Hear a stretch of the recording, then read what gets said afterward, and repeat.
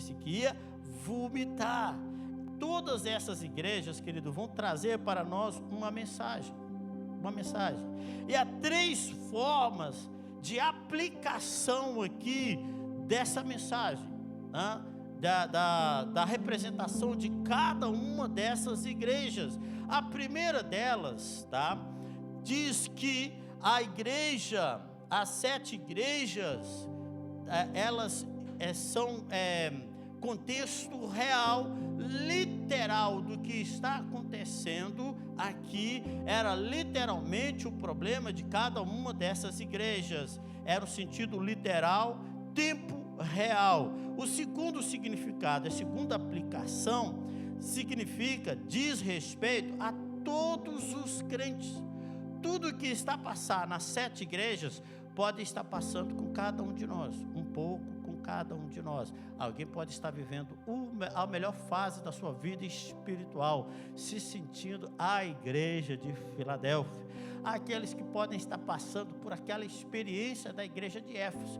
Trabalha muito, ministério está crescendo, ministério dedicado, mas não tem o primeiro amor, não tem a motivação certa, e assim por diante.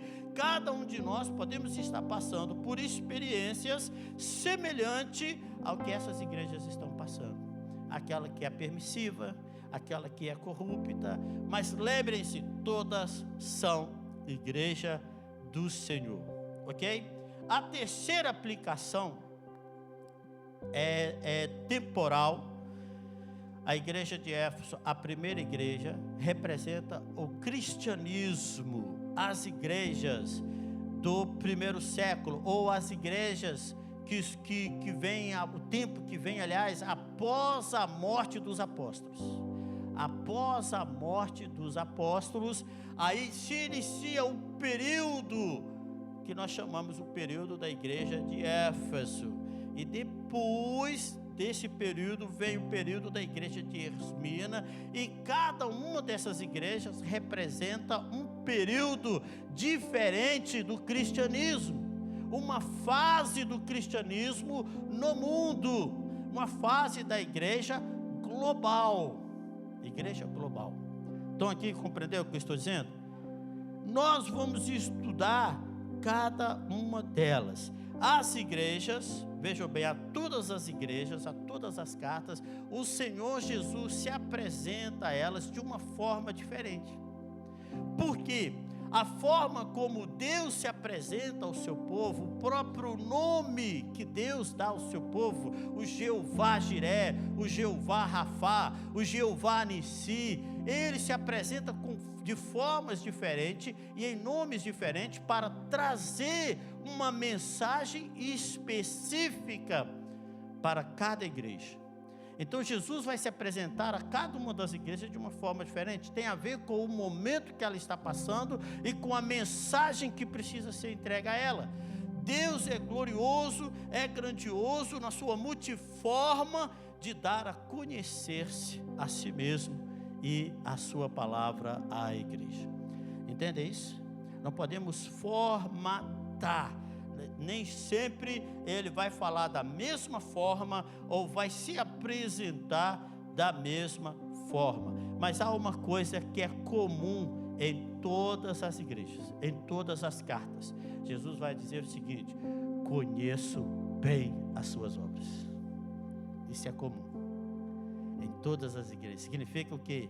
Que Jesus conhece a nossa vida na intimidade, no pessoal. Ele está olhando para nós, sabe o que você faz, sabe o que você fala, conhece as suas motivações. Nada escapa ao olhar de Jesus, porque Ele é o Senhor da igreja. Ele sempre se apresenta à sua igreja como sendo o Senhor da igreja, dizendo que Ele tem conhecimento, Ele tem poder, Ele tem soberania na igreja, e nós devemos reverenciá-lo. Amém, queridos? Sim ou não? Então, na primeira carta, na primeira cidade, que é a cidade de Éfeso, uma cidade muito importante, talvez a maior cidade da província, com naquela época 300 mil habitantes. 300 mil habitantes. Dizem, para vocês terem uma ideia, hoje, milhares de anos depois, comparando aqui com a nossa cidade, Portimão, que alguns dizem oficialmente 40 mil, extraoficial 60 mil, não se sabe ao certo, mas para aquela época, né, onde as populações eram bem menores, as cidades eram bem menores, Éfeso era uma mega cidade, 300 mil habitantes. Então, uma cidade forte, uma cidade próspera. Estudiosos descobriram que Éfeso tinha um teatro para 25 mil pessoas.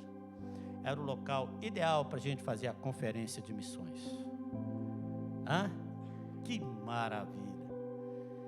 Já pensou? 25 mil pessoas. O Arena, alguém disse que tem 4. Outros dizem que é para 5. Outros dizem que é para 7. Bom, porque aquilo é adaptável. Tem várias cadeiras, além das arquibancadas, então é adaptável. Mas alguém disse que pode colocar 7 mil. Outros dizem que é 4 mil. Não sabemos ao certo. Agora você imagina, então, comparado ali, um teatro para 25 mil pessoas naquela época. É algo grandioso. Uma estrada pública principal com 35 metros de largura. 35 metros de largura. Quantas faixas dá isso aí? Cada faixa deve ter uns 2 metros. 15 faixas de rodagem. Ei, autoestrada maravilhosa essa. Já viu? Hoje a gente entra em umas nacionais aí que mal passa 2, um de cada lado, e algumas é um de cada vez. Essa tinha uma estrada para 35 metros de largura que ligava o teatro a uma enseada, que era uma bacia, talvez um lago, talvez um mar, talvez um rio, algo assim. Então era algo esplendioso, grandioso, que atraía turistas de vários lugares. O Algarve perdia de longe para essa cidade aqui. Sem falar que ali estava o templo da Diana. Templo de Diana, que era uma das 7 maravilhas do mundo antigo. 127 colunas, cada uma delas com 60 metros de altura.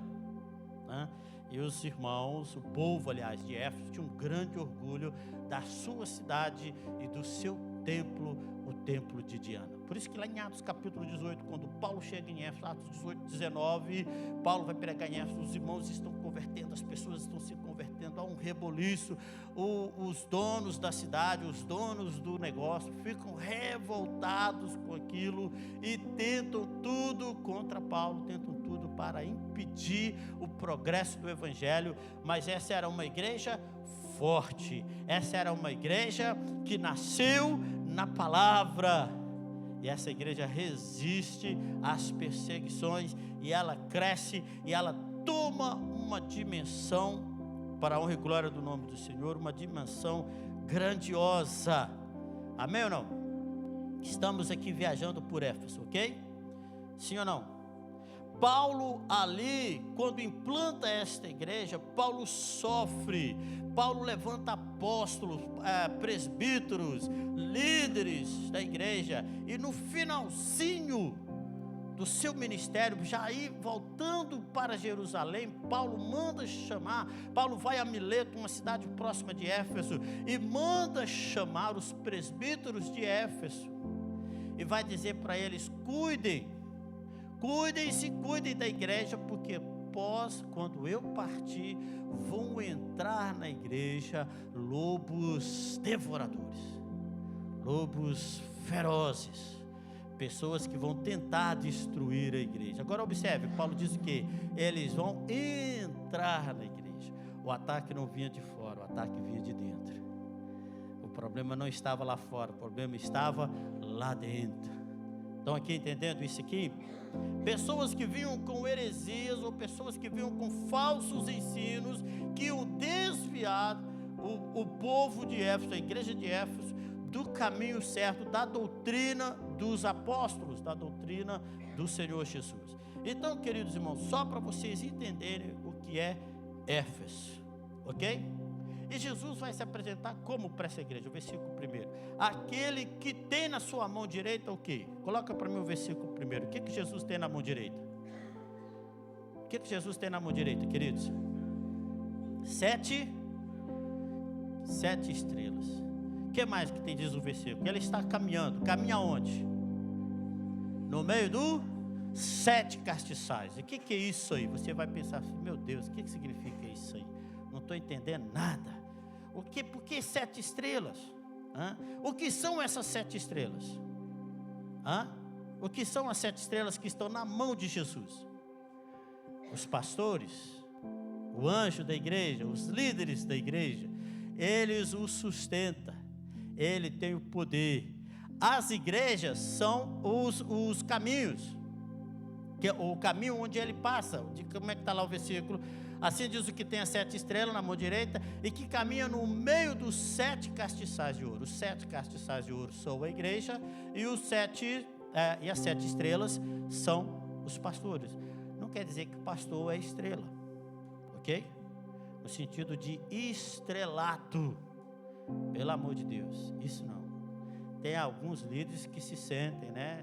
Músicos, pastores e outros que se sentem o bambambam, são as grandes estrelas do mundo gospel, mas não é isso que está dizendo aqui, porque eles têm a responsabilidade, são chamados de anjos da igreja. Anjos da igreja, não é naquele sentido de serem super, hiper, mega, power e outras coisas desse gênero, os intocáveis, os maravilhosos, os semideus. Não é isso, queridos. Anjo aqui significa, a palavra significa mensageiro, aquele que tem a responsabilidade de trazer a palavra de Deus para a igreja, aquele que tem a responsabilidade de trazer a visão de Deus, o direcionamento de Deus para a igreja. Muitas pessoas podem pregar, os outros pastores também pregam, mas todos cooperam na visão, na direção que Deus dá para a igreja. Amém? Sim ou não, queridos? Por isso que nós precisamos orar pelos pastores. É isso ou não? Sim ou não, queridos? Nós precisamos das vossas orações, queridos. O pastor da igreja tem que estar coberto da oração da igreja, porque se Satanás consegue tocar, né? Não é tocar no sentido de perseguição, não é esse sentido, de sofrimento apenas, mas desvirtuar, né, o mensageiro, né, fazendo com que a mensagem de Deus não chegue ao povo. Ele consegue tocando no mensageiro, tocando no pastor da igreja, ele consegue tocar na igreja. É muito mais fácil, né, para ele tocar na igreja. Por isso nós precisamos das vossas orações, queridos. Nenhum pastor de igreja é um super crente, é um super homem ou uma super mulher.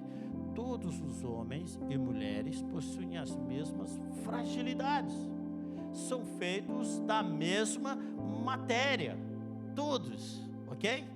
Amém ou não?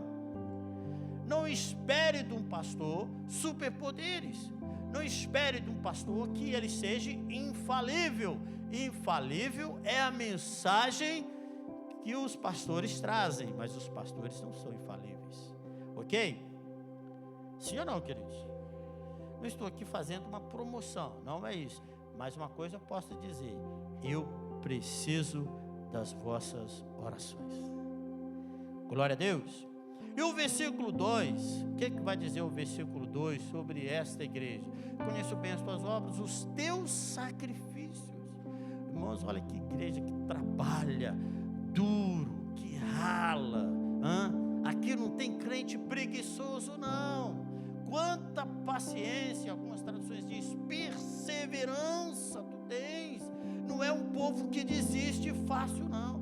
Hoje está muito calor, eu nem vou na igreja porque está calor. Hoje é domingo, eu vou. Ontem eu fiquei até tarde, saí com os jovens, ou o pastor fez não sei o que lá, fomos na igreja tal, hoje é domingo, não vou ficar descansando, hoje eu estou cansado, vou dormir mais um pouco. Não, era uma igreja que dava duro, que ralava. Senhora, vocês estão identificando aqui com isso aqui? Quem está identificando, dá uma glória a Deus aí. Olha, eu sei que você se identificou, glória a Deus por isso, hein? Sei que não suportam os maus, e que puseste à prova os que se dizem apóstolos e não são. Uau! Isso aqui é muito importante, queridos. O cuidado com o púlpito. O cuidado com o púlpito. Com o que prega e com quem prega. As duas coisas. Com o mensageiro e com a mensagem. Pois é. E não é só com o pregador. Agora eu vou estender aqui. Eu vou estender. É com louvor, é com quem está ministrando, com quem está liderando, é com os ministérios. É por isso que temos que ter cuidado.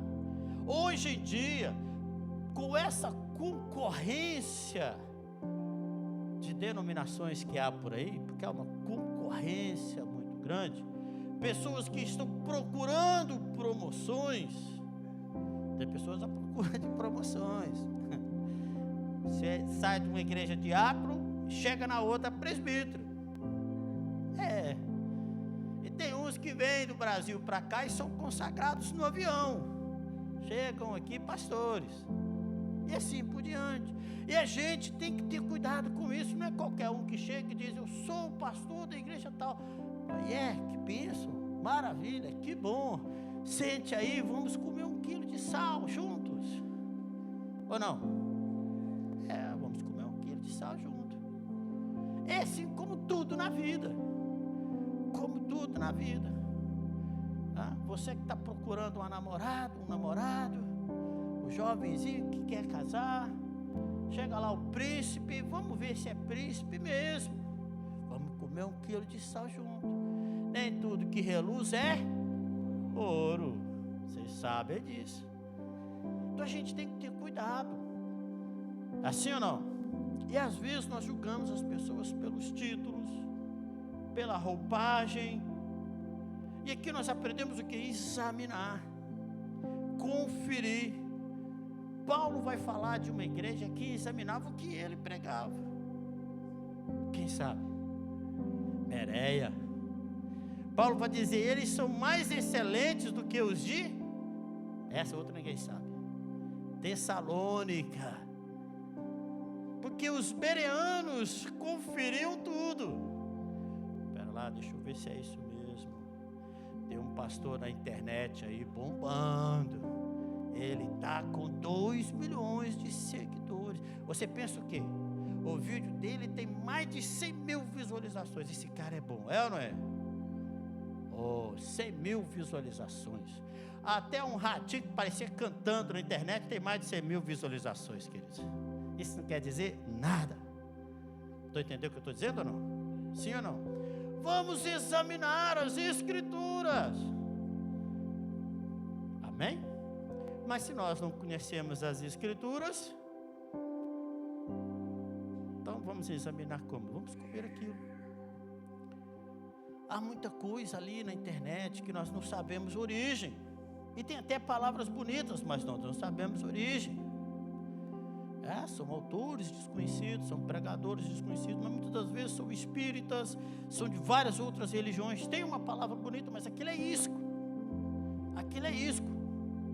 Por trás daquela palavra bonita, depois vem toda uma ideologia, um modo de vida, um pensamento, uma filosofia, uma série de coisas.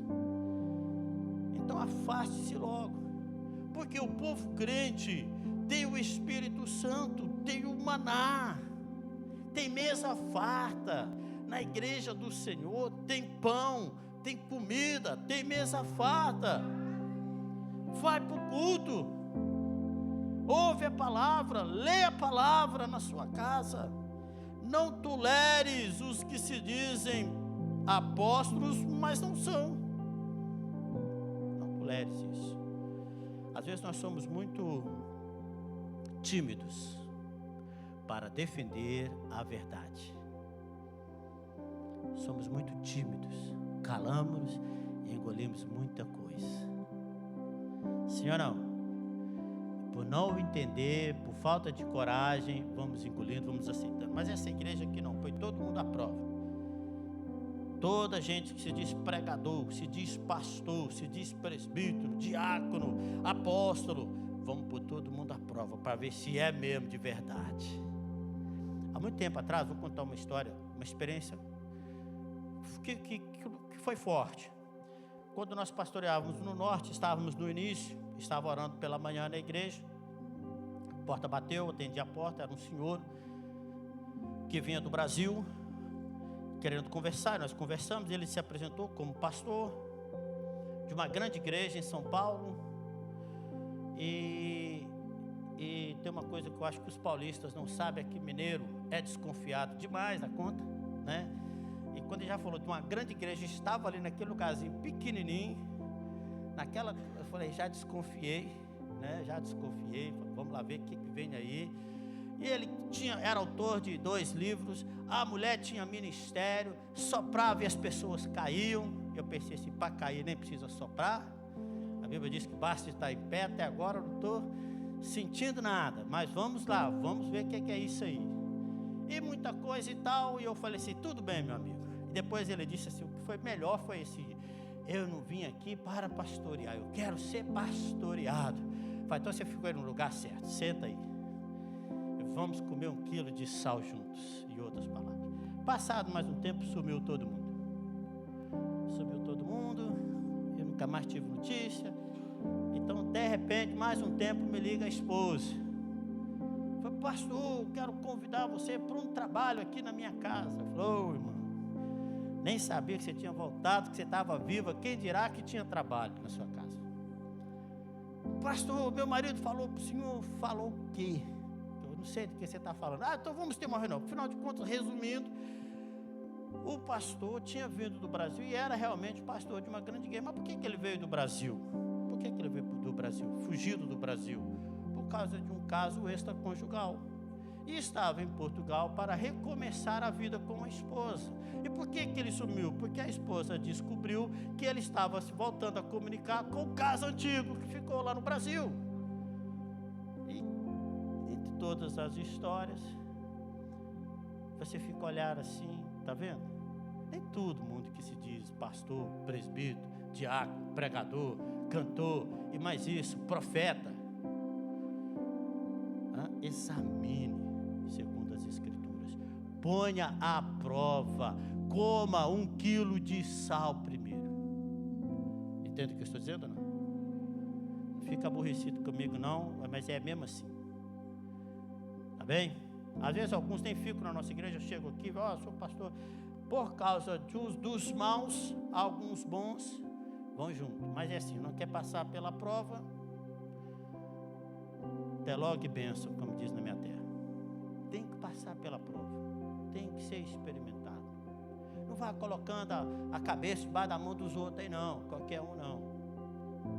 Há uma das nossas igrejas que quase que se acabou, quase, não vou falar o nome, hoje é uma boa igreja já, graças a Deus, por causa de um pastor que recebia no seu púlpito toda a gente que parecia pregadores com aquelas palavras bonitas, coaches e uma série de coisas. E aquele pastor colocando gente ali no seu púlpito, pessoas que começaram a, como é que se diz? A cantar as mulheres, como é que se diz aqui? Não sei como é que se diz. Fretar, cantar as mulheres. Pronto. Distribuiu o número, liga para mim. Pedindo para as irmãs ligar para ele. Até com revelação especial para as irmãs.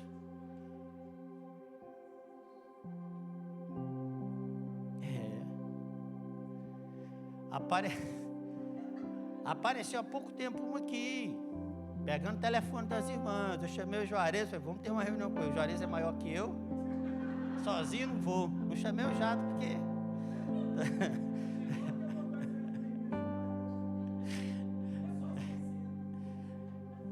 Reunimos ele e falei com ele, aqui não. Não voltou mais. Examine, conheça leve para sua casa, porque tem título de pastor. Não vai pôr na mão na cabeça, porque não é assim. Eu lembro de voltar de viagem do Brasil, entrar no avião, estava lendo um livro, sentei numa boa, lendo meu livrinho, e tinha um do meu lado, um angolano. Isso fazia assim, nervoso. Eu estou tranquilo, olhei, fiquei até com dó dele, tranquilo. Quando eu peguei meu livro para ler, ele olhou para mim: você é pastor? Eu falei: sou. Ora aqui para mim. Já meteu a cabeça assim. Falei: vamos orar, filho. Pode deixar que o avião não cai não. Fica comigo, que não cai não. Eu tenho promessa, não vou morrer agora não, eu acho.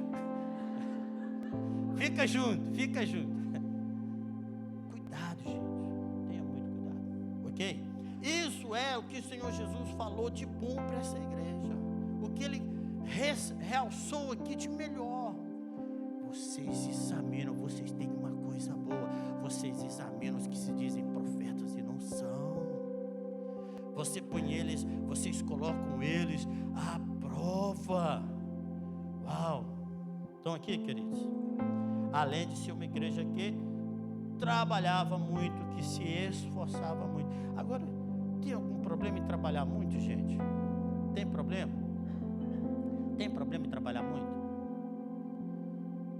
Era um problema dessa igreja de Éfeso? Não. Era um problema para o pastor? Também não. E eu gosto de gente que trabalha muito? Gosto. Estou querendo trazer para perto de mim. Mas qual é o problema dessa igreja? Vou te explicar uma coisa. Às vezes nós cometemos o mesmo erro que a igreja de Éfeso. A gente pensa que a gente glorifica a Deus no nosso trabalho, mas não é. Escuta o que eu vou te dizer. Não é no seu trabalho que Deus é glorificado. É na sua vida, nas suas motivações.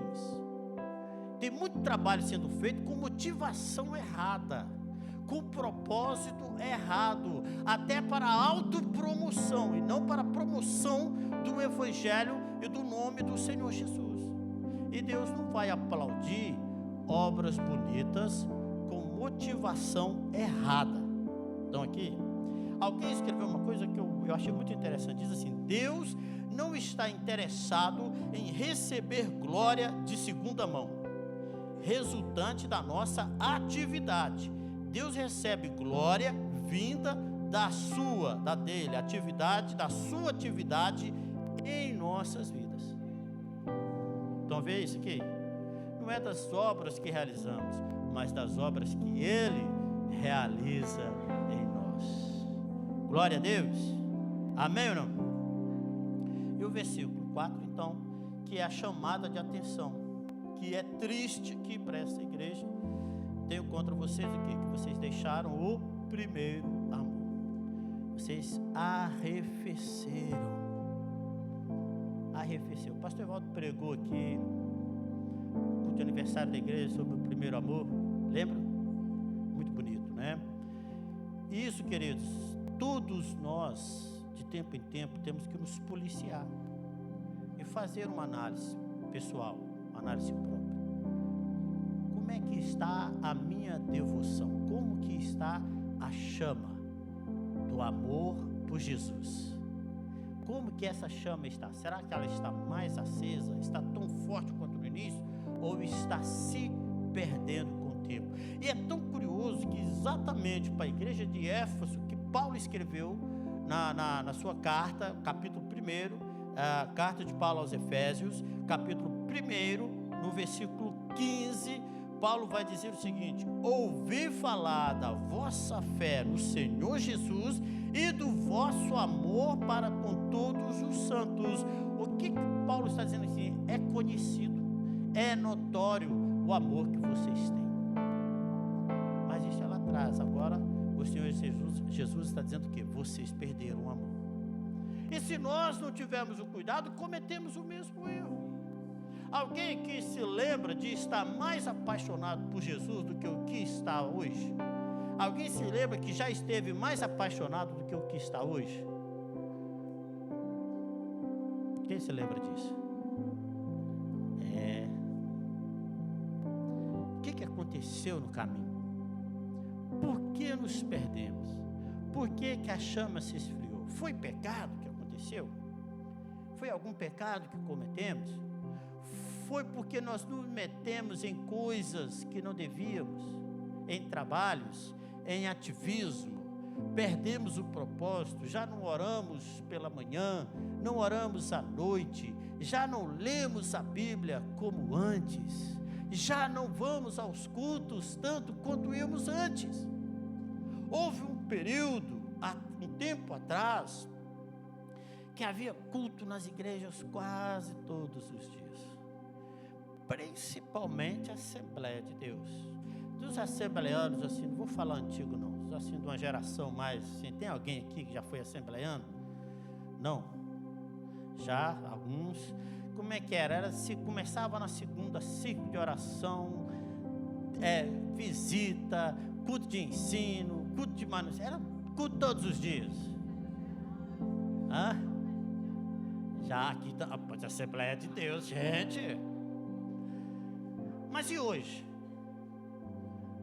Nós temos culto 2 vezes por semana. Olha quantos irmãos estão a faltar aqui. E já existem os crentes. Antigamente se falava dos crentes domingueiros. Quem sabe o que é um crente domingueiro? Já tem os quinzenais. E já tem os mensais. Só vão na ceia. Ou só vão entregar o dízimo para o ladrão não roubar. E se a gente marcar a oração na quinta, na sexta não vai no culto. Se marcar um trabalho no sábado, tem que falar, irmãos, domingo você tem culto. Tem que incentivar, tem que motivar.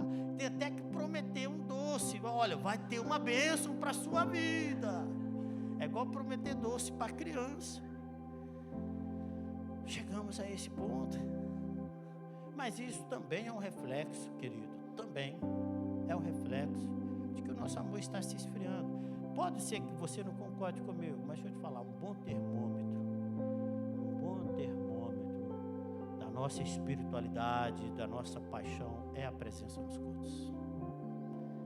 Porque quando a gente está frio, quando a gente está desinteressado, pensa numa coisa chata é ir no culto. Ou não? Para mim é. Já passei por isso. Já fui no culto, muitas vezes por obrigação. Para o pastor ver que eu estava lá. Para não perguntar por que eu não fui. Já. Por isso eu nem gosto de perguntar às vezes. Pergunto, mas não gosto. Irmão, por que você não veio? Ainda vou fazer o irmão mentir. Já pecou uma vez, vai pecar 2. Pastor, não pude. Mentiroso. E eu nem posso chamar ele de mentiroso. Cai que eu perco mesmo. Não estava me sentindo bem. Quando a coberta abraça, que a gente está se sentindo bem mesmo. Em vez de dizer não estava me sentindo bem, eu falo assim, pastor, eu estava me sentindo tão bem na minha cama. Era melhor se falasse assim. Então não quero fazer ninguém pecar. Já sofri, tenho trauma, tenho marcas disso. Então eu não vou fazer ninguém pecar. Veio, amém. Não veio, vamos orar por você. Que Deus tenha misericórdia de nós. Eu comecei falando aqui, vocês têm que orar por mim, não foi? Estou dando mais um motivo para vocês orar por mim. Não é só quando eu viajo, não. Quando eu vou no culto também. Então aqui, o conselho de Jesus é: arrependam-se. Vejam onde vocês caíram. O que aconteceu? Qual foi o gatilho? Como que isso começou? Às vezes a gente quer levantar e não consegue. Porque você tem que voltar aonde caiu. Você tem que rever o que te fez cair. Onde você se perdeu. E se arrepender. Ei, escuta aqui. Sem arrependimento ninguém levanta. Sem arrependimento é trombalhões. Vai cair sem parar. Para ficar de pé, primeiro o arrependimento. Jesus está dizendo aqui, volta e se arrepende. O que fez você esfriar no amor? Arrepende-se. Não é simplesmente dizer, não, a partir dessa semana vai ser diferente, eu vou mudar. Sem arrependimento não há mudança alguma. Vão ser projetos falhados, boas intenções, mas será falhada. Estão aqui ou não? Amém ou não? E só para depois nós aqui também destacarmos aqui, versículo 6, o Senhor Jesus elogiou essa igreja, tá? Porque eles não aceitaram, tiveram aversão às obras dos nicolaítas. Ninguém sabe ao certo quem são esses nicolaítas, os seguidores de Nicolau. Mas estudiosos acreditam que isso aqui faz referência ao sistema de clero, de posicionamento, onde os líderes eram colocados lá em cima, né, os pastores e líderes numa alta posição, e o resto era tudo ralé. Era o clero e os como é que é? Os plebeus, como é que chama? Era mais ou menos esse sistema que hoje há. Há esse sistema em muitas igrejas. Pastor não se mistura, pastor não senta com os irmãos. Não pode. Ele é santo, ele é um santo homem, um homem. Não. O mesmo que toca ao membro, toca ao pastor. Eu louvo a Deus pela vida de pessoas que gostam de honrar o pastor. Amém. Mas isso não pode entrar no nosso coração. Isso não pode entrar no nosso coração. Tem pessoas que gostam de honrar, e se você não deixa, ela sente-se até rejeitada. Eu recebi uma mensagem essa semana. Eu estou com o meu carro avariado, né? Já há alguns dias. Estou usando um carro emprestado, que alguém disse, não, o pastor vai ter que usar. Toma, pastor, e pronto, deixou o carro aí com chave e tudo. Eu peguei o carro, estou usando o carro, e depois fui falar à pessoa, e ela disse, pastor, é o mínimo, e como é bom poder ajudar um servo de Deus. Eu falei, amém. Então, se você se sente bem, está ajudando o servo, e realmente eu estou precisar, já fiz muitos quilômetros no seu carro, falei para ela, mas se você sente-se bem em ajudar o servo, pastor, ajudar os servos do Senhor a fazer a obra é um privilégio. Amém. Mas isso não entra no nosso coração e não torna a gente especial. Então, compreender? Quem está ajudando o pastor, o líder do seu GC, do ministério, está cooperando com a obra do Senhor. Com a obra do Senhor. Poderia não ser eu, poderia ser qualquer outro pastor, qualquer outro líder. Não pode entrar essas coisas no nosso coração. Então aqui, queridos, e a igreja de Éfeso era assim, tratava toda a gente igual. Toda a gente igual. Não tinha esse sistema aqui de castas e coisas semelhantes. Não havia isso. Amém? Sim ou não? Compreendem isso ou não, queridos? Quem tem ouvidos, versículo 7, já vou terminar, coloque aí para mim. Aquele que tem ouvido para ouvir a palavra de Deus são exortados a atentar para que o Espírito diz às igrejas. Quem tem ouvidos para ouvir, preste atenção àquilo que o Espírito diz às igrejas. Queridos, não importa a circunstância, a situação que a igreja está vivendo, o Espírito Santo fala com a igreja. Fala. O problema é se nós temos ouvidos espirituais. Se nós temos ouvidos para ouvir, o problema não é se o Espírito Santo está falando ou não. Você pode ir num culto que você chama de culto ruim, ou culto ruim, ou louvor ruim, ou palavra ruim. Às vezes a gente faz isso. Mas deixa eu te falar, até naquele culto que você diz que é ruim, o Espírito Santo está falando. Talvez é ruim porque você não teve ouvido. Uma vez estava numa igreja, veio um pregador que se dizia evangelista. Ele estava pregando na igreja nossa. Pensa num homem que bateu no povo. E pensa numa pregação chata. E numa mensagem chata, que eu não estava conseguindo terminar, ouvir ele até o fim. Quando acabou, eu pensei, você acha que eu não chamo mais esse irmão para pregar aqui? Aí veio uma irmã, falei, pastor, que mensagem, como Deus falou comigo. Eu falei, Senhor, já entendi o recado. Se o que eu pensei já não está mais aqui, quem pensou? Estou pedindo na minha casa, na minha terra. Fui. É ruim para você. Mas o Espírito Santo sempre fala com a igreja. Fala pela manhã, quando você faz seu devocional. Fala. Irmãos, eu estou escrevendo não, eu estou apontando, eu faço devocional, aponto o versículo e eu faço uma oração. Nossa, mas tem dia que meu coração se enche. Deus me dá um banquete num versículo. Que gostoso. Entendeu? Estou lendo um capítulo, 2 ou 3, pego um versículo dali, saco um versículo daquele, uma palavra que Deus me dá, devoro aquilo ali, fico tão maravilhado. Estou sozinho às vezes, sozinho ali, mas tão maravilhado, tão agraciado. Ei, irmãos, preste atenção. Ele fala no GC. Ô, gente, não despreza GC não despreza a simplicidade não despreze as coisas simples. GC é uma coisa simples, cada um fala, e tem hora que a pessoa está falando uma coisa que não tem nada a ver, ou não é, pastor João? Mas é importante. Toda hora que a pessoa está falando, você faz uma pergunta, ela responde outra coisa. Aí o líder tem que dar uma cortadinha, falou: irmão, volta aqui para a terra, pousa aí. Mas é importante, é nas coisas simples, é cada palavra, é cada oração, é cada partilha. A gente tem que parar com esse negócio de achar que é só nos cultos grandes do domingo e com os pastores bam. Sabe por que Deus fala com você num grande pastor e não fala com um pastor simples, um pregador simples? Sabe por quê?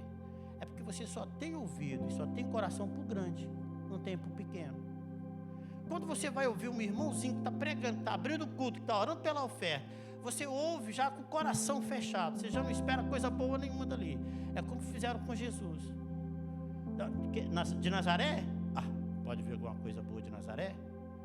Recusaram, porque ele vem de Nazaré. Já fecharam o coração antes de ouvi-lo.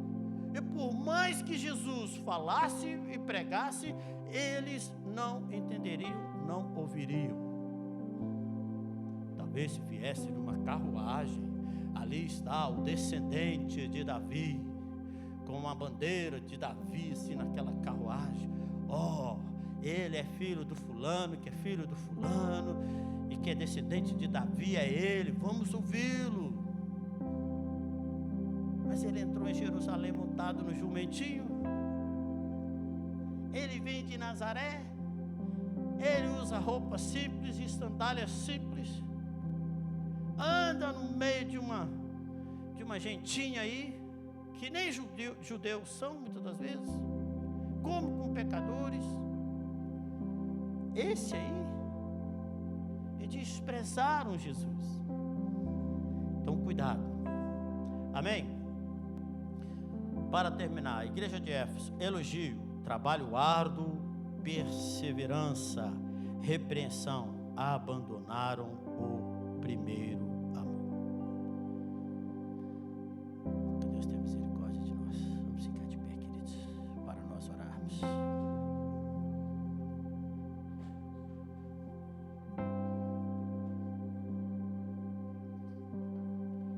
Feche os seus olhos. Queria que você falasse com o Senhor. Se tivéssemos um termômetro aqui que pudesse medir a nossa paixão, a chama do amor por Cristo. Se tivéssemos aqui um termômetro que pudesse medir, quantos graus estaria marcando aí? Quantos graus estaria marcando aí? Qual seria a intensidade aí desta chama, deste amor?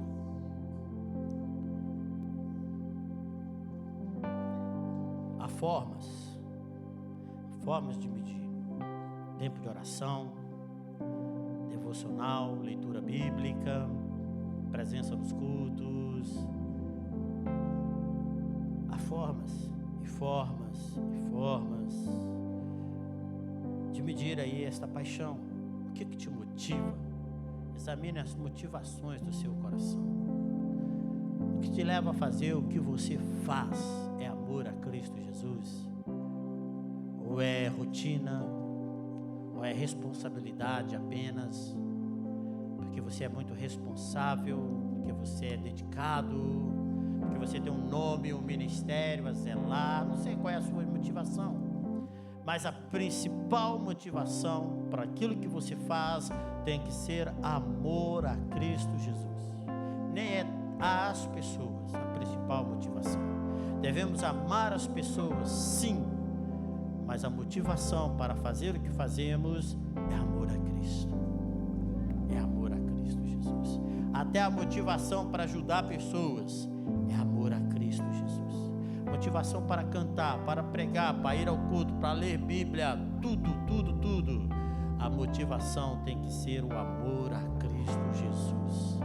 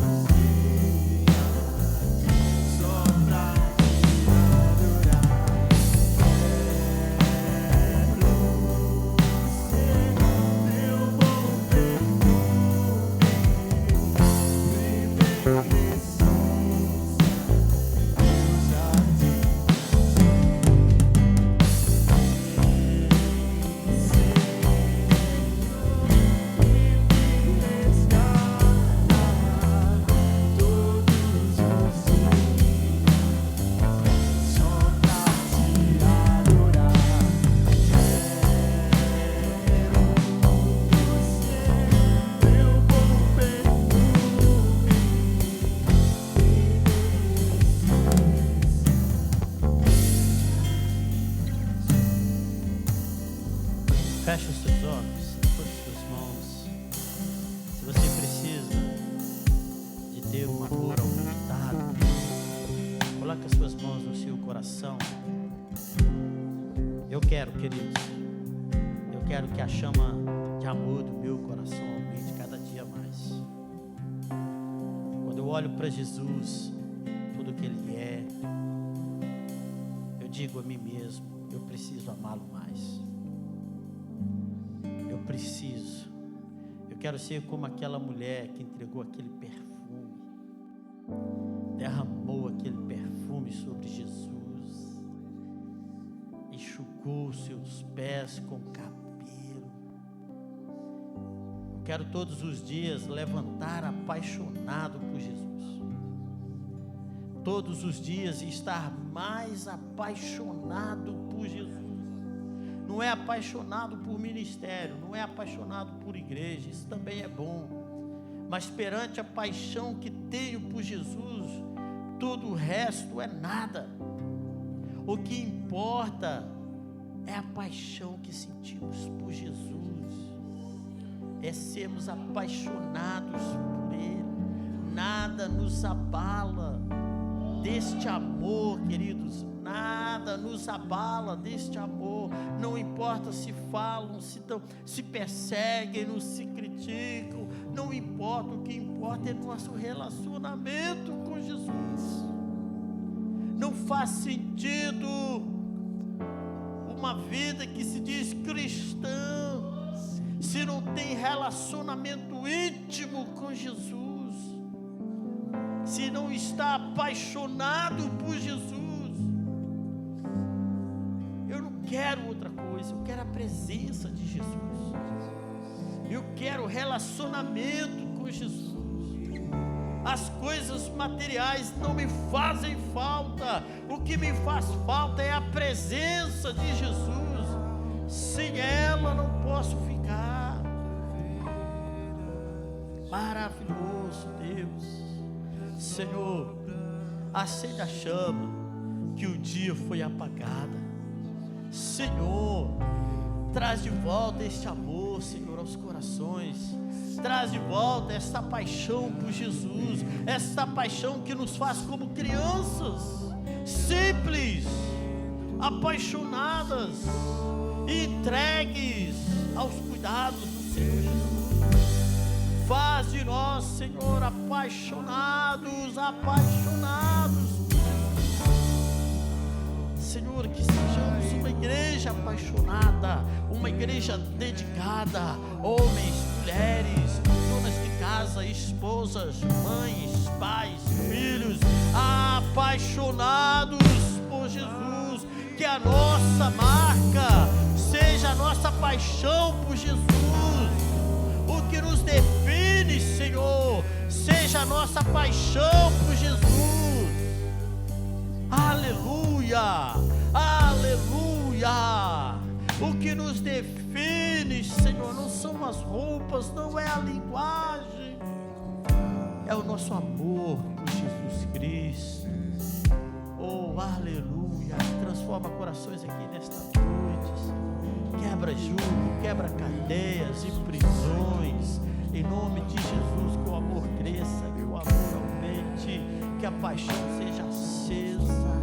Em nome de Jesus. Em nome de Jesus. Aleluia. Bendito teu nome. Abençoa teu povo, a tua igreja, Senhor. Glória a Deus.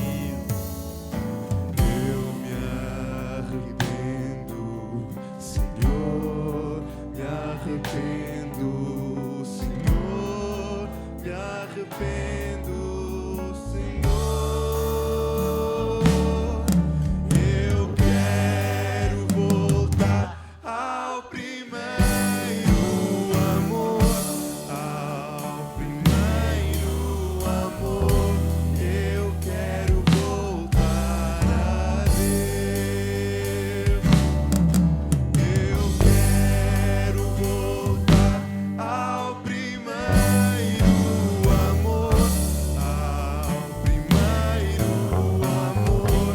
Eu quero voltar a Deus. Glória a Deus. Aplaude o Senhor Jesus. Maravilhoso Deus. Pode se assentar, querido. Que Deus te abençoe em nome de Jesus. Amém? Sexta-feira que vem falamos da igreja de Esmirna, a igreja perseguida, a igreja sofredora. Glória a Deus, que Deus abençoe vocês. Nós vamos dar os nossos avisos para nós terminarmos, agradecer aí os irmãos, né, lá de Lagoa.